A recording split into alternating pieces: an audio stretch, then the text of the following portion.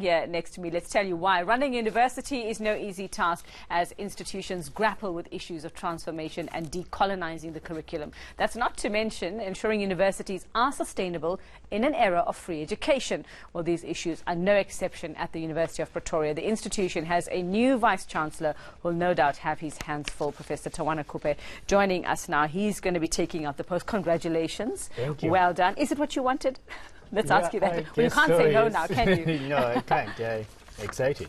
So you're at WITS at the moment. You've been there for what? 15, 16 years, you were telling me just now. How are you feeling about this change?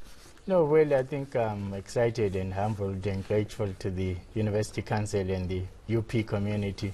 And I'm also a bit of trepidation. This is not a small responsibility, it's a huge responsibility, but that one that you undertake together with stakeholders inside and outside UP.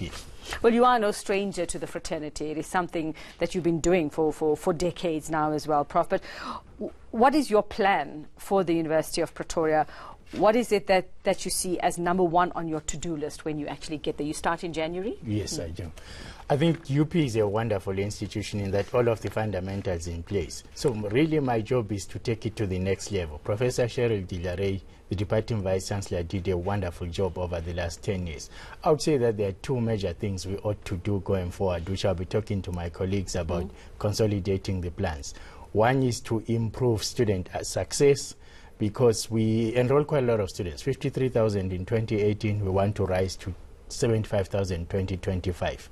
So we'd like to improve the pass rate and the graduation rates. Then second, of course, we'd like to improve the quality of our research. We are the largest producer of research as accredited by the Department of Higher Education and Training.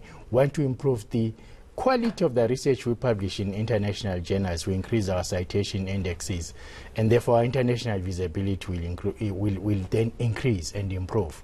Then third, transformation. We're doing very well on transformation. 55% of the students are black, whereas in 1994 they were 11%. The majority of students are female students, so we're good on gender equality. 59% of the postgraduate students are black and female.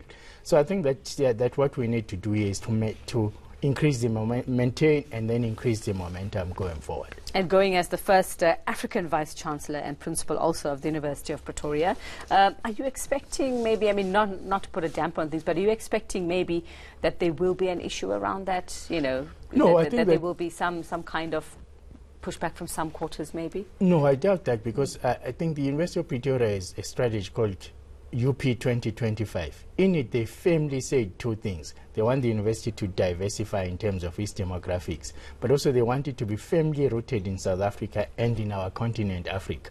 So I think that there is a good coincidence, for lack of a better term there, and that just generally from the numbers I gave you, where the university is already on transformation mode, my coming in as an African is not an issue. It's not an issue. So I'm sure they'll be very glad to hear you're already speaking in the we, because you only start there in January. But it's very encouraging that you say we are doing this. What are the lessons, though, that you take from your time at WITS? Also, it's been a tumultuous time for tertiary education, for students, for the varsity management itself. The past 2 years or so, it's come to the fore, especially with free education.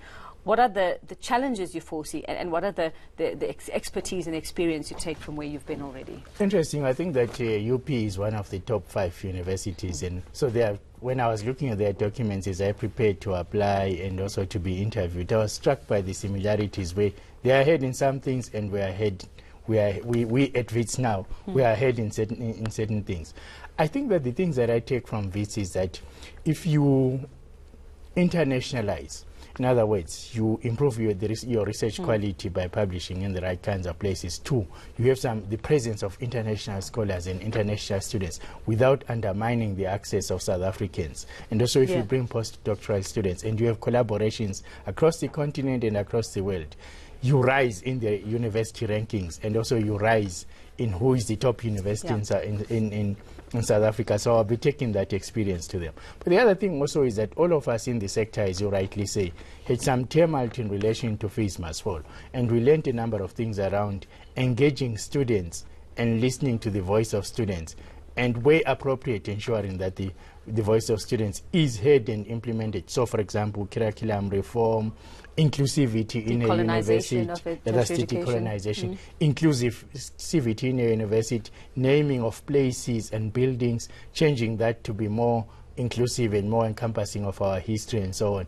And also just generally creating a vibrant academic and intellectual atmosphere. Now I see also that you're very passionate about those who are at the university becoming anything they want to be. You also want to make sure that they are able to contribute to the continent, to Africa. We're not just keeping it here at home, that you want them to contribute to the economy of the continent. And I just like your thoughts on how you see that. What's your vision? You see, I think that universities have to be excellent at what they do, whatever subjects they teach and whatever research they undertake. But they must undertake research that matters, which is a particular UP stance.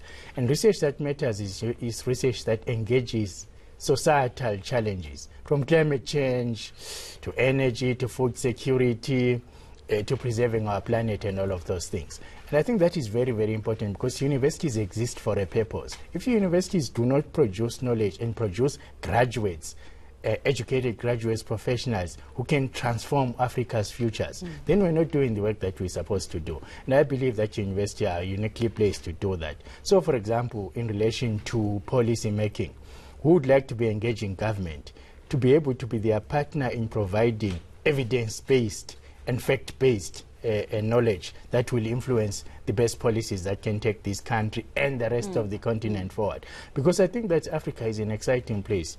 Natural resources, a youth bulge, promising future and so on. But then universities come in with that cutting-edge knowledge. That is why it's very important that UP has created something called the UP Future Africa Institute. Fantastic. The UP Africa Institute is a wonderful campus. It's actually a dedicated campus, conference facilities, seminars, accommodation, and it will bring together people from different disciplines into interdisciplinary research that deals with societal and big challenges. And we've got great minds on the African continent. I mean, Absolutely, we hear about it all the time. You're one of them. Yeah. I'm just wondering, has Wits not put up a fight to keep you? Well, you should ask them. He's not saying no. Yes. Okay, but we know. I mean, the path is clear. The path Yeah. is clear for you. Well, congratulations, Prof. Thank you very Wonderful much. chatting to you. We look forward to see what happens at the University of Pretoria once you get there. Yeah, and we look next forward year. to coming back to tell you what's Yes, happening. fantastic. We Thank look you. forward to that too. Yeah. Thank you very much, Professor Tawana Kupe. He is been appointed the Vice Chancellor and Principal at the University of Pretoria.